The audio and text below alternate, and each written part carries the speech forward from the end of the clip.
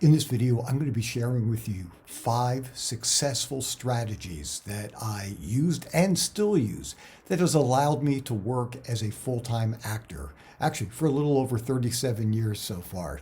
So watch this video and you're going to get some really great ideas, techniques, strategies to use that will allow you to work as a full-time actor. And I also have a special bonus for you at the very end, 11 ways to prepare before meeting an agent. Okay, let's get started. Hi, I'm Aaron Marcus, and welcome to the Actor and Model Quick Tips channel and the Actor Career Center, where I share with you, and I try to do this on a weekly basis, information that I've learned working as a full-time actor for a little over 37 years now. And if you haven't done this yet, don't forget, click the subscribe button, the notification bell, so you always know when I upload a new video. And if you like the video, please give it a thumbs up. That's helpful, and share the link with fellow actors.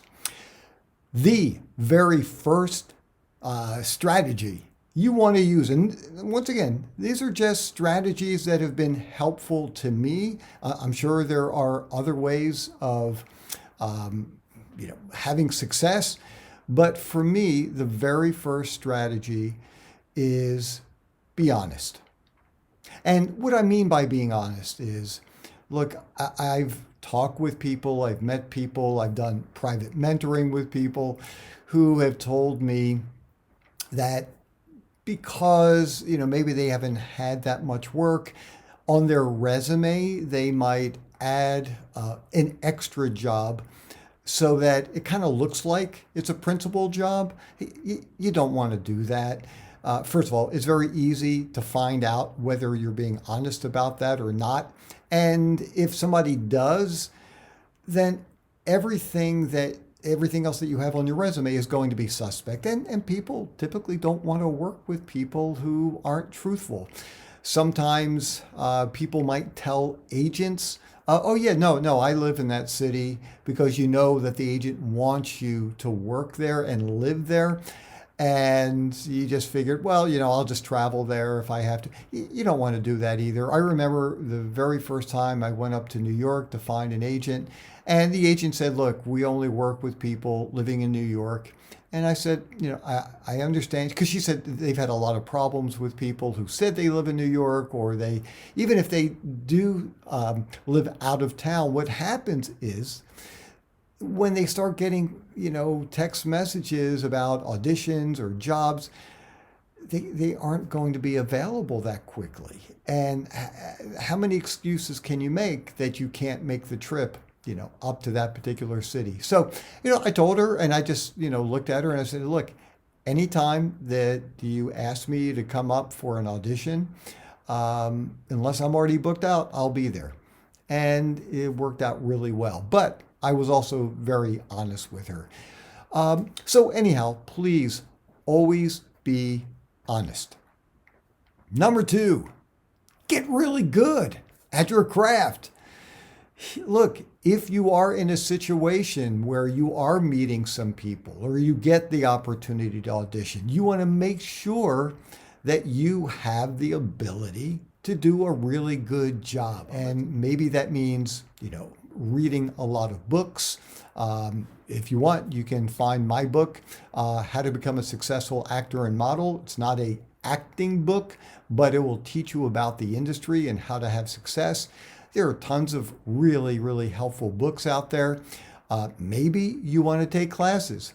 Not everybody takes classes. Maybe you want to do private mentoring with people.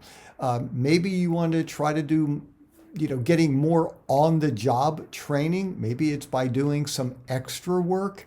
And if you're fortunate enough, you get a chance to, learn from other actors. But you just want to make sure that you are ready to audition. You're good at your audition. And if you happen to book the job, you'll be able to pull it off in a professional way. Number 3. Make sure that you have the right materials. And what I mean by right materials, that your headshot It's not good. It's not, it doesn't make you look handsome or beautiful. It's an effective headshot. That's the key word. It's a headshot that grabs people's attention in a positive way. It allows them to immediately see how you should be cast, what roles are right for you. Make sure that you have that in place. Make sure that your resume is in the proper format that industry professionals expect. Now, once again, if you're just getting started, it's not going to be elaborate. It's not going to be filled with lots of film and television shows that you've done. But it's got to be in the right format. And there are ways of learning how to go about doing that. But it's crucial. Number 4, once you have everything else in place, now it's time to find a really good agent. And look, you can find work on your own. And I'm going to talk about that in a second. But you want to be represented by an agent, whether it's freelance, whether you sign the contract, because typically, and especially in smaller markets, the agent is going to be hearing about auditions and jobs much more than you will. The agent will know whether the job is legitimate. The agent will be able to negotiate well on your behalf. Now, you will be paying your agent, which is fine. I mean, and it will vary, depending on whether you are in the union, in which case you will only be paying a 10% commission fee to your agent. If you are non-union, you'll be paying your agent a 20% commission fee. And if you're doing a commercial modeling job, that will also be a 20% commission fee. But it's a great, to me, and once again, this is my philosophy. If I'm doing a commercial modeling job, I'd rather make 80% of something and pay the 20% to an agent than to make 100% of nothing. So look, agents it's always a good idea to have agents. And I can tell you, especially for the bigger roles or the bigger projects, a lot of times casting directors will only go through agents and want agents to submit their talent. So aligning yourself with an agent is the best way to go about doing this. And number 5, you want to market yourself, whether you have an agent or not. I worked especially up until pretty recently. I've worked really, really hard at marketing myself, and I can tell you, I'll be fully honest with you. The past year or so, I haven't been marketing myself nearly as hard. I'm happy with my agents. I'm happy with the work that I'm getting. I'm doing other things like helping other people with these quick tip channels. So my time is spent slightly differently now. But up until very recently, I marketed myself really hard, and I would reach out to advertising agencies for TV commercials, for radio spots, for commercial modeling jobs. I would join organizations like Women in Film and Video. And by the way, I'll leave that link below because it's a great organization. And you can network there, just like, and once again, if you're just getting started, I'm not recommending that you work, 7 days a week as an extra. Once again, this is my philosophy. I think it's a great idea to get onto a set, especially if you haven't had much experience. Learn, see what takes place, understand who are the people on the set with the crew, who's the cinematographer, what do they do, what do the lighting people do, what does the sound person do. There are lots of people, the first AD, the director, the second AD, the second. And that is a great place to network with other actors. And you can talk to the other actors about, who are some of the best agents in your area? Who are the best headshot photographers? If you are interested in commercial modeling, who are some of the people to go to shoot some test shots for you with, some really strong commercial modeling shots. And you might even find out about projects coming to town if you're networking, even if you're doing extra work on a set. And you can also go to Facebook groups, in your area, some acting Facebook groups, and, just connect with other people.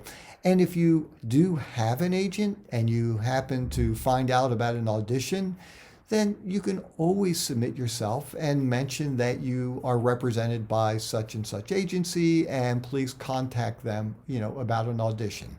And look, if you have a contract with the agent, then you have to do that. But even if you don't, it's a good investment. It lets the agent know if, they actually do ask you and invite you to audition. It lets the agent know that people are interested in you. If you book the job, it lets the agent know that you are honest, that you're not trying to go behind their back and book things without paying them a commission fee.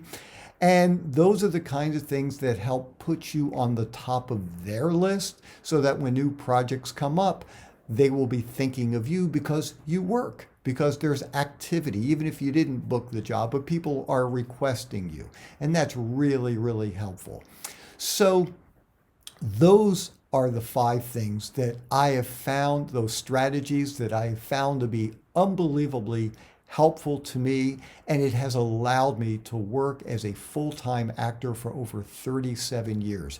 I did promise that there's a great video bonus that you're going to want to watch, 11 ways to prepare before meeting an agent.